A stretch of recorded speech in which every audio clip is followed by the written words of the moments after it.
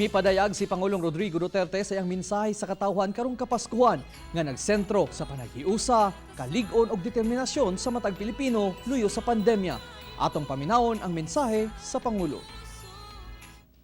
My fellow Filipinos, this year has been a trying time for all of us.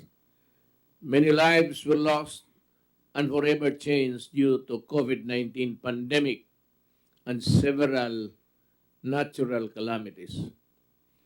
But through it all, we continue to survive and rise because of our unity, strength, and indomitable spirit as Filipinos.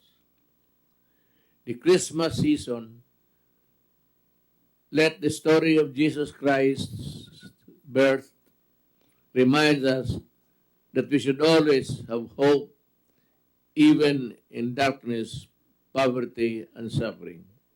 Let us also allow Christ into our lives so that we can bring love and cheer not only to our families and friends but also to those who are most in need.